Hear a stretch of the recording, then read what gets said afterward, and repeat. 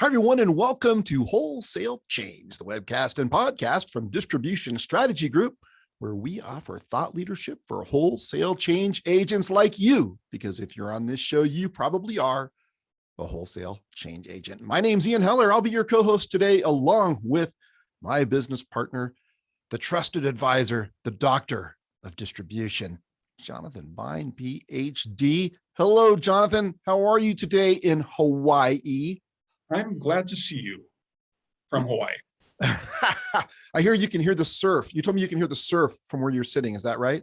Right outside our window. So my only consolation is you were up at like 5 o'clock your time. That's right. Morning. So, well, we have a good. You can just revel in that consolation, Ian. I'll grant you that. You know what? You win. You win. Well, we have a great show today, don't we? We do. Yeah. So before we get started with that, though, we've got a couple of people to thank, a couple of companies to thank, because without them, without their support, this show would not be possible. So first, we'd like to thank Epicor. For nearly 50 years, Epicor has helped distributors stay ahead with flexible, powerful solutions designed to increase sales, streamline operations, and improve customer experience. Epicor's industry-leading distribution ERP solutions are built specifically to meet the unique needs of wholesalers, with everything needed to grow your sales, profits, and productivity while distancing yourself from your competition. Epicor is focused on the things that matter to you: work queues, PO variance queues, kitting, assembly, and production orders, advanced inventory forecasting, VMI, and special project pricing. They build their software using industry best practices and 50 years of distribution experience. But Epicor solutions are far more than just tools for pick, pack, and ship. Fully cloud-based with a modern UI, Epicor offers complete, robust e-commerce solutions, powerful BI and analytics tools, modern API and EDI, value-added services, WMS, virtual assistants, and much more. And you can learn more about how Epicor helps thousands of wholesalers succeed by visiting epicor.com. We also want to thank our friends at Zilliant. Are you confident that your commercial teams can make the right calls when revenue and margin are on the line? Zilliant, the industry leader in intelligent B2B price optimization, price management, and sales guidance software, helps distributors do so and power intelligent commerce. Zilliant's cloud-native price optimization, price management, deal management, and predictive sales software helps distributors use their data more intelligently to deploy commercial strategies in all go-to-market channels. In fact, they were recently named a leader in the IDC market space worldwide B2B price optimization and management applications 2021 vendor assessment, which provides an overview of the latest price optimization trends and advice for companies considering price optimization solutions. Zilliant has decades of experience deploying highly scalable, flexible, data science-driven pricing and sales solutions for diverse B2B industries like manufacturing, distribution, which is the best B2B industry of all, commodity business, rental business services, and beyond. The company is invested in customer success. They'll get to know your business inside and out so you can successfully execute commercial strategies and feel confident your commercial teams can make the right calls when revenue and margin are on the line. If you want to grow revenue, increase margin, and improve pricing and sales processes, partner with Zilliant and power intelligent commerce. To find out more, please visit Zilliant.com or let us know and we can connect you to the Zilliant team. Thanks again to those sponsors who make this show possible. And now we'd like to introduce our guests today. We are absolutely delighted and honored to have with us Jennifer Murphy, who is currently the president of NetPlus Alliance, where she has been for 16 years. Jennifer, welcome to the Wholesale Change Show. We're so happy that you're here. Thank you for having me. I really appreciate both of you inviting me to be on the show today. So, well, it's our honor. Now, we would like to remind our audience, please feel free to ask questions. There's a Q&A button, and we will handle all the questions that we can. So start now, ask early, ask often. But Jennifer, why don't we start with you going through your career, your education and your professional career, I think most of which has actually been at NetPlus Alliance, right? Well, in this industry, yes. As we were saying before we came on the show, I've been with NetPlus Alliance a little over 15 years, which I still feel like a youngster in this industry when I give that statistic. But yes, it's been a great career here. I'm the current president and the fifth generation of a family business that started in industrial distribution. Prior to that, I was the vice president of marketing and ran the operations of the business. And my dad is the one that kind of hooked me in here with inviting me to be the director of marketing. At the time, the group was really not doing too much active marketing. I was home raising my kids, and he invited me to come in and work part-time for him and get that off the ground. And so here I am still. Prior to that, I had worked for a company in Boston, in Cambridge, Massachusetts, called EF Education. They're one of the largest global providers of exchange for high school teachers and students to travel abroad, as well as high school exchange and English language education throughout the world. So I had a great time living and working in Boston, and came back to the Lockport, New York area where I live now and where NetPlus Alliance is located around the year 2001 when my son was born. So And you grew up there, right? I did. So I grew up here in Lockport. I did spend time at our family distribution business, Ward Beals and McCarthy, when I was a child, working in the warehouse, but mostly in the file room, which I'm grateful that we do not have paper invoices, tissue paper invoices with, PO numbers that are this long to file. But I spent a lot of time there as a child. That business was sold by my father, who was the last president of that company in the 1990s. And then he went on to run ID1, which was the first industrial cooperative, before founding NetPlus Alliance in 2002. Fantastic. And you have a Bachelor in Business Administration from St. Bonaventure. Yes, St. Bonaventure was Bonaventure, a great place. sorry, I got it St. wrong. Bonaventure, that's okay. It's a great place, was a great place to go to school. Very close in relative proximity to Buffalo. It's only about an hour away from here, but a great school with a really good heart. Teaches you as much about education as it does teaching you about values and how to be a good person. Jennifer, Yeah. one of the threads throughout your education and professional career is this emphasis in marketing, right? Yep. Of course, Yeah. given our orientation, we just always appreciate coming in contact with people who are focused on marketing. Marketing has always been my true passion and love. I still play an active role in developing the presence of our brand and the positioning of our brand, especially through social media and across all of the digital channels that we participate on. But I think it's really an important component of how you grow your business. And so it's always been something that I love doing, and glad to still be a part of it here in our business today. If you would, tell us about NetPlus Alliance. Each co-op buying group has a slightly different flavor, and I think yours has a very distinct flavor. We'd love to hear really how it works, size, those types of things before we get into other topics. Sure, thank you. That's a good question. And I just recently at our annual meeting talked about the origination of the group, because oftentimes when we speak about the history of our business, we go all the way back to our machine shop that started in 1885. But the truth of the matter is, when my dad ran ID1 for several years, and then also was a participating member, our family business was a member of ID1, which was the first industrial cooperative. He had made a decision after the dissolution of that group, when that group dissolved in the late 90s, that became the industrial division that currently stands at Affiliated Distributors. So the members of that group voted to dissolve it. My dad took a year off, and in that time, he wrote a business plan for NetPlus Alliance, because he felt really strongly that there was a need for a buying group that was different, where the distributors who participated didn't necessarily have to be the biggest or the only member in that geographic market, and also that the companies could be quite different and diverse. And so I will say today, one of the things I'm the most proud of, and really, the factor that's accelerated our growth, is the fact that we do accommodate a lot of different types of distributors. So our group today is made up of 410 distributor members. That translates to about 2,700 locations throughout North America, and 185 manufacturer, wholesale, and business services providers.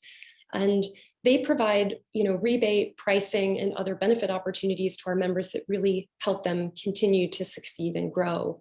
Our membership is made up of about 40% industrial MROP distributors. We ask them to identify their primary focus in their business, which isn't always easy for distributors today. They want to be so many things. but we do make them choose one. 30% of our distributors consider themselves to be contractor supplies, houses, STAFTA type distributors.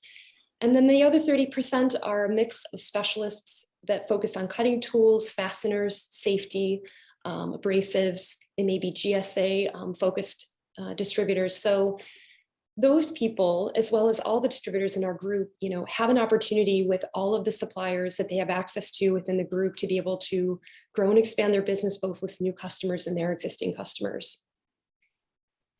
And when you talk about growing and expanding their business, that seems like an area where NetPlus has a particular focus. Obviously, everybody wants more, so they must love that part of what you do. Share with us a little on that. Yeah, so I would say, from the distributor side, we all experienced during COVID the need to be really agile and be able to pivot our businesses quickly to be able to offer what our customers needed. So if you didn't have a focus in safety supplies, you certainly were, as our distributors were all considered essential businesses during COVID to be able to provide what their customers needed. Now, fast forward to today with all the supply chain challenges, and they are more relevant than ever to their customers because they're usually the person that they can call 24/7 to get a product that nobody else can get. So I think to our manufacturers on that side, the diversity of our group really helps to facilitate the growth that they see across so many different channels. So we have a back-end CRM where we create and collect a lot of profile data on each of our distributor members, which gives our manufacturers the capability to be able to target and find distributors that could potentially be a target for a new business opportunity or a conversion. And when you think about your brand, is that a brand that end customers are aware of, or is it more of a brand that the distributors are aware of, or both? I would say that our brand, like for us and our relevance as a group, we are much more present to the manufacturers and distributors that are a part of our group. We don't necessarily reach out beyond to the end users. However, we do create a lot of strategic partnerships with our manufacturer rep agencies. So they're the folks that are out in the field working with end users and connecting those customers to our distributors. So again, in Salesforce, we have created that connectivity between the manufacturers reps and the brands, our preferred supplier brands that they represent, so that our distributors know exactly who they need to call in order to be able to either access that product line or work with a rep directly with an end user customer. Terrific. So it feels like the benefits that your group brings is you get sort of these same scale benefits that a large distributor enjoys with its suppliers, only extended to a group of more mid-size and smaller distributors. Because if you're a smaller distributor, it may be harder to get the attention of a big supplier, a big manufacturing company. And if you're a manufacturer, it could be cumbersome to manage a whole bunch of relatively smaller relationships. And so you're sort of that connector that allows efficiencies of scale to accrue to the supplier and to the distributors, right? Yeah, Ian, you're hired. You got the message like down cold. Marketing. Yes, I will say, I know you've got a marketing background. I know you have talked about these topics a lot on your podcast, but I will say, the positive outcome of the supply chain challenges is that everyone now knows what the supply chain is. I joke about that often, that when the toys at Christmas weren't going to be delivered, all of a sudden everyone was really very attentive to the supply chain and its challenges. But I would say one of the most negative impacts of the supply chain challenges have been the increased focus on small distribution, or as I don't like to call it, the long tail.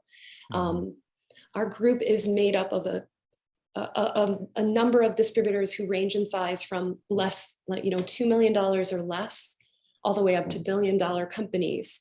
So, and in the middle of that mix and all throughout, you have people who are constantly trying to prove their relevancy to manufacturers. So each year when we do surveys to our overall group, the number one reason that people say they feel the value of the buying group is the access to the manufacturers or to the distributors that we provide to them.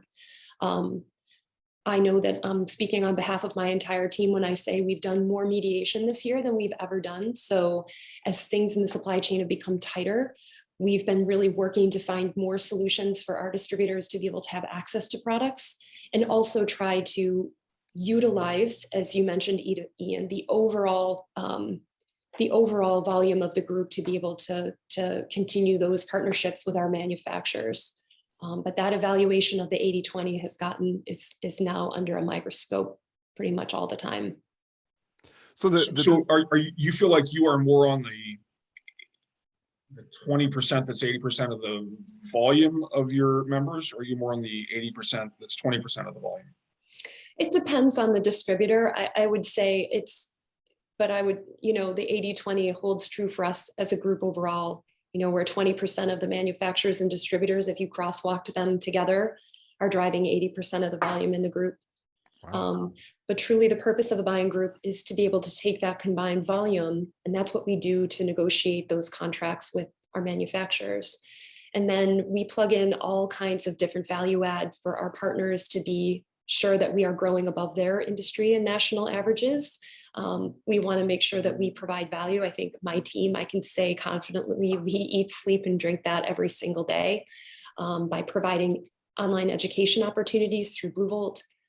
We also do on-site trainings with both our manufacturer partners and our manufacturer rep agency partners. And then, and so on and so forth. We have a lot of other value benefits that we bring to the distributors in terms of other education, in terms of running their businesses as well. So what's the profile of someone who joins the group and succeeds? They really engage the benefits and they get the best economic and business return. What are the things that they do that maximize their benefit of being part of the group? I would say first and foremost, they align the products that they have with the preferred suppliers that we have within the group. We have a special program here that we call Fast Start, where when a new distributor joins the group, they identify the manufacturer partners that they want to work with within the group and or have conversions with on current product lines. So Todd Washburn, who's our VP of member development, he gets right in with those new distributor accounts to work with them closely so that they are looking at what they have on their shelves, what they're selling to their customers, looking at what we have. And he takes all of his background in distribution and all the experience that he has and product knowledge he has to really help our distributors work to be able to maximize the rebate opportunity that they can achieve through the group. So I'd say first and foremost, that's the biggest one. I would say average size distributor type in our group is probably anywhere between 15 and 25 million. And those purchases that they usually come to the group with can range anywhere from 500,000 to $1 million or more in terms of purchases currently with existing suppliers. Attending the annual meeting is something that we beat the drum on pretty loudly here. When you come to our national meeting and you have the opportunity to sit down with a mix of both your current manufacturer partners and then potential new partners who want to meet with you, you're increasing your success rate exponentially because you have the chance to be able to learn about product lines that you never even knew existed, even sometimes with your own suppliers. The rapid expansion of product development in our industry is incredible. As primary partners of ours like Milwaukee Tool and Stanley Black & Decker, they just continue to evolve what they're offering to the end user. Most of the time there's, the distributors don't even know the full breadth of the product offering that they have. So coming to the show and being able to sit down with each other is a great way for them to plan, set goals, and then successfully grow throughout the year. So on this point, we have a question, Jennifer, from our audience. When a group of this type leverages the combined volume to get deals from manufacturers, how does the group ensure that members, in fact, comply and buy from these manufacturers? So we do a lot of reporting. We have a member portal, both on the distributor and supplier sides. They each kind of have their own access points to the portal. So all of the information that we gather within the CRM, that's profile data for targeting, It also includes all the purchasing information for distributors. So we provide not only just a view in that portal, but they also have access to all the information in terms of the purchases that they're making from those suppliers. We have a report for manufacturers called With and Without Sales. So that's a very popular one that we use when we sit down and do strategic planning with our supplier partners to look at who are you selling to and who are you not selling to? What types of products are you coming out with that would align with different types of distributors that are in the group? We also do an outside spend collection. So NetPlus is a little different from some of the other groups in that we do not process payables through our group. So our suppliers report the purchases to us. That also is consumed by our CRM and goes into our portal. And then our distributors can see and reconcile those purchases actively throughout the year. So when we sit down to plan with a manufacturer partner, we have one coming in tonight, we'll be here tomorrow for planning meetings. We ask them, what are your strategic initiatives to grow in 2022? Are you looking to expand with your current customers? Well, you offer all these products. And when you look at a matrix report and you see like people are only buying like one or two categories of your products, there's a huge opportunity there. We have a full in-service marketing department here at NetPlus as well that's run by Molly Green, our director of marketing. She works very closely with Zach Brado, who's the VP of supplier development, to put plans that are strategic together with our manufacturer partners to, on the sales side, target distributors that are potential for conversions. And then Molly works on communications and other campaigns and activities to make sure that we're putting that messaging out in front of our distributors. Okay, so you have the visibility and you also have the capability to really be an advocate on behalf of the supplier, is what I'm hearing. Most definitely. And I would say, the secret sauce of NetPlus really is my team. So there are 12 of us total, including my dad, who's still here every day. And we do a very good job of providing a lot of hands-on support. I think it's no different than what we were talking about at the onset of the conversation, is that you really have to provide that differentiating value. We have to show our manufacturer partners and our distributors that we're there to be able to provide that consultancy service to them in order to help them grow, whether that's with each other or providing HR resources and support, or having webinars on supply chain, or providing a webinar on how to sell more government and GSA accounts. So those types of things are all kind of built into that, the core purpose that we have of helping our members and our suppliers succeed within the group. This is a perfect lead-in to the next piece, more turning towards the end customer side. What is it that your members are most concerned about? What are the disruptive things that are going on that concern your members the most? You don't have to give specific names, or if you want, that's fine too. Is it big distributors consolidating? Is it e-commerce disruptors? Is it marketplaces? What are the forces of disruption that are most poignant for your members? Great question. So my father does a quarterly survey to our members called the Industry Outlook. He actually works in conjunction with Lindsay Konzak at 3 Aspens Media. They do the survey each quarter and ask the same series of questions. And the last one is always, what keeps you up at night? So I know that this conversation started with you, Jonathan, on me being on this show, was the thing that keeps me up at night, which is our relevance and our distributors' relevance in the greater marketplace. So everything that I talked about and everything that we do as we go forward is always to continue to help contribute to increasing and showing the value and relevance of small, mid-sized distribution in the channel.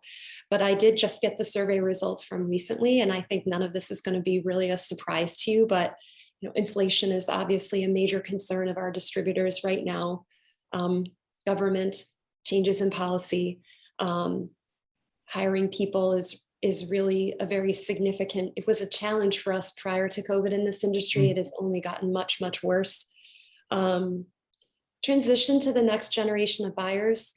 I think we've seen in our industry people that have made a good living, that have run really good businesses, and this picture of our family distribution and the business in the background, who have just made a decision that it's just time to be done. There's a great demand for warehouse space now as fulfillment continues to grow, the relevance of fulfillment continues to grow. So I think having an understanding of what the next stage or step is for a lot of distributors is also something that we really want to work more closely with our group on in the next couple of coming years. But, I think supply chain too, China, I think, is a pretty big concern as well. I think more distributors are looking for manufacturers to domesticate their product manufacturing here in the US. I would love that as well. And then, the large national players and global players in the industry, I think one of them that I highlighted said, allocations. So tied in with supply chain is the fact that those largest players have access to allocation that small distributors do not. So I think that's one of the biggest problems right now. But fortunately, when you have a network of distributors that all buy products from your manufacturers, you have the ability to be able to kind of knit them together when you need to. So we do create resources within our group for our distributors to be able to access product from each other when needed. And then we also have some great wholesale partners like Oris, NASCO, and Logistics Supply and eBerkshire. They do an outstanding job really working to kind of fill in on gap support for distributors on direct lines. One of the themes that we've had in our podcasts is this distinction between logistic complexity versus product complexity. And that when there is both logistic and or product complexity, branch-based businesses are actually at an advantage, right? So if it's a simple transaction, let's take the simplest transaction, buying gloves, right? That's almost a consumer product purchase, right? Closer it looks to that, the more it looks like the large marketplaces that are branchless, don't have DCs. That's an easy way to go get those things. But as you start to move from that most simple transaction complexity to greater complexity of transaction, it feels like branch-based businesses are really at an advantage. And I'm curious if you see that, and if so, how it plays out with your members. Yeah, I mean, I don't know if I'm as close to the answer to that question as I could be, but it's certainly something that I can look more deeply into. Motion Industries is our largest partner, publicly traded partner. So of course, their integrated supply model certainly supports all of the customers that they serve in a very robust way, like as you just described. But I do also know that our distributors who have a focus of business that provides that more complex level of service to their customers are the ones that are winning and growing. So whether you have a specialized focus in abrasives, or you have a specialized focus in fasteners, or you have a specialized focus in cutting tools or fluid technology, all of those things like that you're bringing to the table really do set you apart from that standpoint. But I do agree with you. I do think that is something that helps support the overall business. But when you look at a smaller and mid-sized distributor, their focus is on serving that, sort of bullseye of accounts that they have that are probably within a relative distance to their business. So I think they heavily focus on the success of that, and then may work to expand, as they're working to acquire other businesses, or, if you're going out to different states. One of our other large distributor partners, Penn Tool, they have an incredible network of branches that both fulfill larger accounts and then local accounts that are also big end user customers as well. And they kind of make sure that network serves each other. So they strategically buy an inventory product. They look to the manufacturers that are in our group. They bring people to our trainings to be sure that they're educated on product expansion. So they're utilizing that network to really kind of grow beyond their kind of core book of customers that are in that local network. Hey, Jennifer, I asked you earlier about what's the profile of a successful distributor in your network? What's the profile of a successful manufacturer? Because, someone asked a question about how do you ensure that, your distributors are buying from your manufacturers, but the reality is manufacturers have to earn that, right? So Sure. Even once they sign up, they need to go out and reach out to these distributors and I'm sure build relationships and offer training or whatever it is. So for those manufacturers who really do a good job selling through the network and earning that revenue, what do they do that you think is, something that your other manufacturers could copy? Sure. Yeah, we get asked that question a lot by our manufacturers. I mean, Milwaukee Tool is always top of mind in terms of that because not only do they do an excellent job marketing to the end user customer, they create so much pull in the channel that the products are, are front and center. And I wouldn't say easy, but they're easy for distributors to be able to sell. They also do a great job on product innovation. So they're always expanding the product line that they have to offer to their current customers and kind of going beyond to additional categories within the market or channels within the market. And they do a great job sitting down and planning with our team. So not only do they access our academy through Blue Volt to be able to provide a lot of education and training. They also host a live annual training as well with key accounts to be able to talk to them about new innovation and product technology. And then they also access all of the marketing opportunities that we have within the group in order to stay top of mind. We have a regular cadence call with them. So we know how and where we're performing well or not performing well. We know how we're performing by every single segment of their business and every single product category. So if we need to amp up communications or marketing around a particular product category, we do that collectively as a team. And I would just say overall, it's about leadership. And I've got to put Stanley Black & Decker in that mix as well, because I have a lot of respect for the people and the leadership in their organization also. They do a really great job making the inclusion of their organization matter. They take the message all the way from the top of the organization all the way down to the feet on the street, who are loving their products and selling them to people using them every day. And they care a lot about that whole kind of path within the supply chain. And they make us a really important component of it, which I love as well. So they do a phenomenal job really kind of getting down into how they can help distribution continue to be successful, which is our focus as well. Yeah, so they really go earn it. Yes, for sure. And with us as well. It makes the work fun. Like we love working with those companies because they do bring so much energy to the table, and we sit down and collaborate how we're going to grow, how we're going to work together, how we're going to achieve our goals in the coming year. It always makes it a good time for everyone. Jennifer, we have a question from the audience. It says you mentioned manufacturer reps earlier. Yep. How do you leverage them in your model? Do you go through them to recruit manufacturers that they represent? Do you leverage their relationships with distributors? So just talk to us if you could about how you work with reps. Yep. So as I mentioned, Todd Washburn is our VP of business development, and he works very closely to build the roster of rep agencies that we work with. So within Salesforce, we have all of those agencies and their contacts within our system. And then all of those agency contacts are connected to the suppliers and the brands that they sell, so that our distributors, as well as our internal team, we have visibility to who's working with whom. We also work with rep agencies like Morris Marketing and Lawless Group to host on-site trainings, multi-supplier trainings, where we bring in all the distributors that we can from within like a 6-hour driving distance to be a part of a multi-supplier trainings that we host. We love doing those with them. Their training facilities are phenomenal. But we also are very grateful for the fact that so many of the manufacturers reps that are out there refer a lot of new members to us. I think 16 of our new members that we've added out of the 26 members that we've added in total this year have come from rep agency referrals. So, they know the value that the group brings and how it can truly help a distributor continue to be both financially successful as well as successful from a business level, and help them really to kind of expand beyond. We don't really get too much into, we may have reps that refer lines to us. They may carry a line and say, this line could be really good for you, but we have an evaluation process that we utilize within NetPlus Alliance to be strategic about how many suppliers we have in a particular category. As a cooperative or a group, you don't want to overload your category with too many manufacturer partners because it makes it that much more challenging to grow all of them.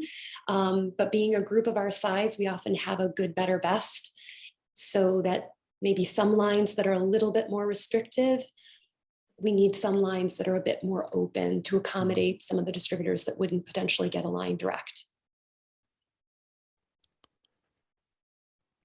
You're on mute, Jonathan. Just realized that I have some background noise. It sounds like this is really not a side focus of what you're doing. I mean, your relationship with the reps is very significant and very intentional, it sounds like, right? Yeah, most definitely. I just met last week with Justin Bales, who's initiating the new Atlanta, Georgia location for Lawless Group. So excited about what they're going to do in that area. I think they're going to be in Kennesaw, Georgia. But yeah, I mean, and just also being at STAFTA recently too, so many of the reps come to STAFTA, which is great. It's sort of like a big family reunion, seeing everybody in the industry. We just can't never seem to get out. We don't want to get out. We're just always here. So I really value those relationships because they have that connection to the end user. So they're the ones that are helping our distributors get closer to their customers and bringing more value to them in that regard. And then we help them however we can. We certainly keep them in the loop with communications. We have e-newsletters that go out to the reps. And Todd has put a lot of time and energy this past year to be sure that all of that information is up to date for us as well. I've got a couple more questions queued up. I'm not entirely sure I understand this next one. How do you generate corporate revenue? Is this based on your members paying I guess this means your corporate. Is this based on your members paying a fee? Sure. Yeah. Or the vendors paying a fee, or both? Is the fee based on a percent or flat rate? Yep. So NetPlus is a privately held buying group. I became the full owner this past January. We keep a component of the supplier's rebate, a percentage of the supplier's rebate that's paid to the group. And then we also, as I mentioned earlier, we have like a full in-service in-house marketing programs for our supplier partners that generates over $1 million in additional revenue for the company as well. Both with membership fees, with our national meeting, and other areas that we look to be able to either reduce expenses or grow revenue. Those things all help offset the overall operating expenses of the group. Terrific. I think I answered the question, so Yeah, I hope I answered that appropriately. That's great. And we've got another question from the audience. So if we look at the complexity and integration of technology, product information, order management, do you lead that discussion or help with the integration with those distributors who may not have the technology platform and or skills to meet the requirements? I guess that's a question about your smaller distributors, right? Yes. So this past year, we became much closer to ES Tech Group, and they have a strategic partner, DDS. So DDS, ES Tech Group, and SpinStack, they are what we call our e-commerce collective. So those companies really help our small distributors be able to get up and running on e-commerce from a full scale. So shopping cart, website, all the back end, all the data content. So NetPlus we don't host our own PIM or have our own data content management system, but DDS is an awesome partner. So we work really closely with them to be sure that we are requesting and requiring our distributors to get their product content to them so that our distributors have access it through that portal. And it's what distributors need. I have some very highly sophisticated e-commerce distributors in the group. They may or may not need some of those services and support because their e-commerce platforms are so advanced. So whatever distributor needs, particularly in the group, they can access it through them. eBerkshire also has an e-commerce platform and content. And then some of our data providers like Epicor and DDI and Infor, they all have services that can be provided to distributors on that front end e-commerce as well. This is a terrific answer. We know DDS well, and we've actually really been quite taken with the power of that platform and how it just changes the data game with product data, which we know if you've done anything in e-commerce in the last 10 or 12 years, you know that's a hard problem. Most definitely. I'll give kind of one additional plug for them as well, in that they really kind of scale their model of pricing depending on the type of distributor that you are and what you need, which for us as a group, that's kind of a little bit of our vibe, is that, you know, we're not driving anything down anyone's throats. You know, we're really trying to make sure that we're providing value and services, showing people the way, giving them resources, providing access to each other, integrating that with technology that gives you visibility and self-service to be able to get what you need when you need it.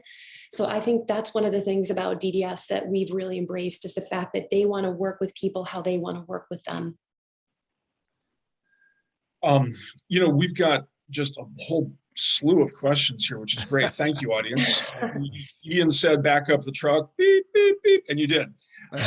So we have a question here. Actually, I happen to know this is also from another buying group / co-op. Does NetPlus offer a branded product line to their members? If so, what are the product categories? We do not have private label. Okay. And glad for it. I mean, my father has said, as long as he's alive, please, can we not have inventory?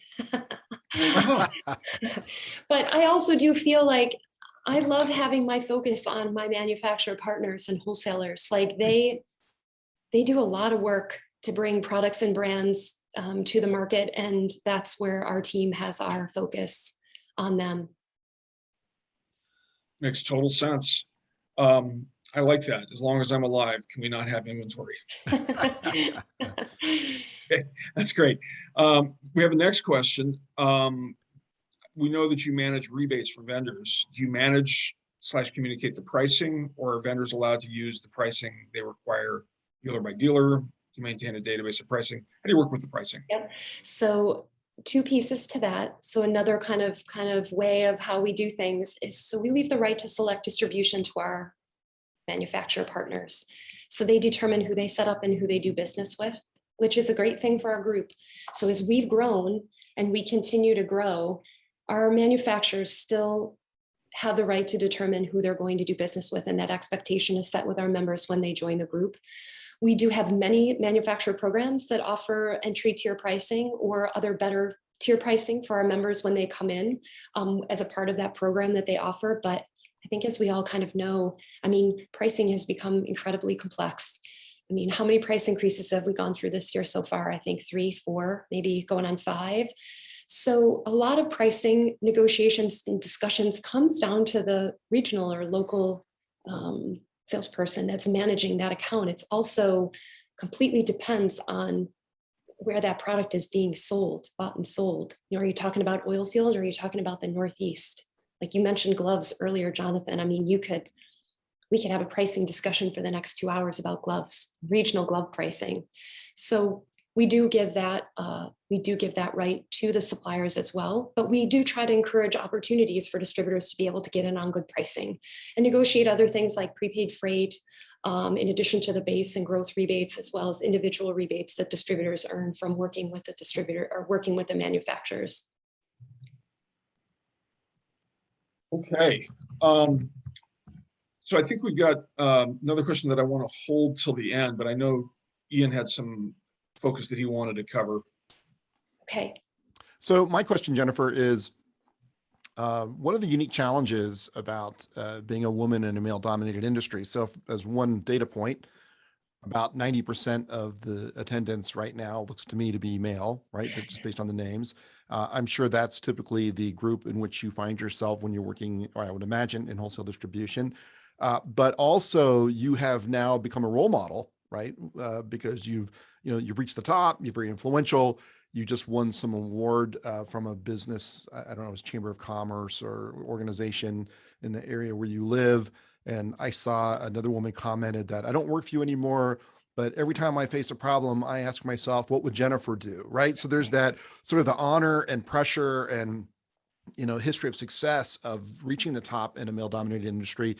What's that like? And what do you say to other women who come to you for, questions about how to duplicate your success? Yeah, thank you. Yes, and the award was a really great honor. I mean, I feel like I do a lot, and then you get into these award ceremonies and you see how many volunteer opportunities and different things that women do. It's quite incredible. So it was very humbling. But I would say I am so proud of the women that I am in good company with in the industry, who I've seen really grow. Maria Ford over at Stanley Black & Decker, breaking the glass ceiling there. She's done an incredible job. And I don't know if I could ever say I never felt comfortable or didn't feel good in this industry. I think being a kid in this industry, my dad was the president of NIDA. Well, when NIDA and SIDA was separate and then they merged and they became IDA, my dad was the president of IDA. So I've been going to those shows since I was little. Jessica, your goddess at Industrial Supply, like she and I have known each other since we were really young. So when you come into the industry sort of in that like family sense, I feel like there's like a mutual respect across all the people that work in this industry. And I always tell young people that come to work for us, you're going to work and be around some of the nicest people to do business with. I look up to my father in the way that he ran our family business, and in treating people and treating your employees and the relationships that you have very seriously. Our team here does an incredible job serving our customers, and my job is to take really good care of them so they do that well. I think it's the same thing with your manufacturer partner relationships. Those are my customers. My group exists because of them, and I'm so grateful for them. So everything that we can do to be able to continue to provide value to them and show them how grateful we are for those partnerships is really important to me. I think there's been so much I've seen within probably the last 2 years about like humble leadership and, things along those lines. And I feel that as a woman, those things come really naturally to me. I have high expectations for my kids as I do for the people that work for me. And I'm so, that comment that was made by someone who worked for me before, I very much have those expectations with a huge amount of care as well. So I want to see people be the best that they can be and do the best job that they can. And then, sort of carry that out to all of the relationships that I have. So, to say how I compete kind of in this male dominated industry, it's really just being myself and making sure that I'm always of service to the people that I have the great fortune to work with. It's a brilliant answer. And it seems like your childhood normalized this experience of being in a male dominated field. I mean, you probably don't even notice the difference, right? Yep. Yeah. I mean, and I have a huge comfort level kind of being around the industry as it is. I mean, I'm not at end user customers. I always do sort of wish I had my chance to be into that business a bit more. But I still love going to STAFTA. I love seeing the products. I love seeing the new products. I love hearing the sounds and smelling the smells of being around the construction supplies products at the show. But I will say, I really want to see more young women and more women come into the industry. I do a good job of that here and really work to kind of build a network. We have a women in industry network here in NetPlus. So we do quarterly webinars, virtual webinars together with happy hours and things like that. We have an event at our show and we really want to kind of continue to build that out. But it's important to support each other and provide guidance, especially in larger organizations. It's a lot more complex to kind of work your way up through the top. But, have confidence in your abilities, speak up always, and, be respectful of all the people that you're working with. We've got a couple of questions that may end up being prospects for you as members. Okay. So the first one is, I just want to clarify, did you say earlier that your members are only in your group, or are they allowed to be in other groups as well? We prefer that our members have a focus really on our group. We do have a few that might be in others, just because if they are considered specialists, they may be in an electrical group or a plumbing group. And I'll say the reason behind that, it's out of respect for the manufacturers that we do business with, because you don't want to add that complexity to the relationship of knowing, where those purchases dollars are to be reported through. So we just try to be a little bit more prudent in that regard. Okay. But I'm happy to talk to someone about it if they have a question about it. Well, and actually, somebody just asked another question. You're in Buffalo. I was going to ask about Canada, and somebody's asking that question. Do you serve Canada? We do. We do have distributors in Canada. So we don't have a huge presence in Canada, but we do have a distribution footprint in Canada. Great. And then I guess a final question, and then we can probably move towards wrapping up.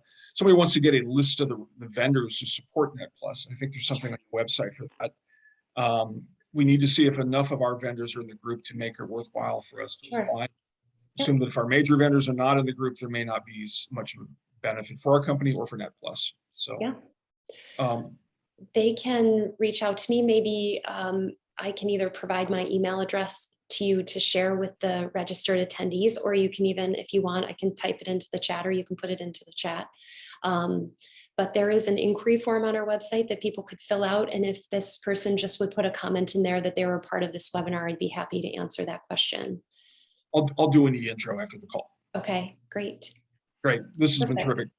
Yeah, thank you. I appreciate the opportunity so much, and really feel that there is so much that we can do. Your podcast is great. I'm going to work really hard to make sure we increase the listenership of this, because we had a whole pre-call conversation and discussion about some of the topics and things that you're talking about, and super relevant and interesting in terms of how people have to continue to evolve their businesses.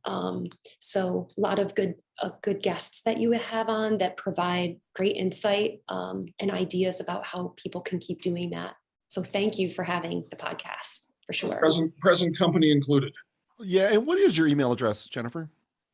It is jennifer.murphy@netplusalliance.com. Jennifer.murphy@netplusalliance.com. I'll tell you, if you're in your target market for a distributor, people really need to reach out to you.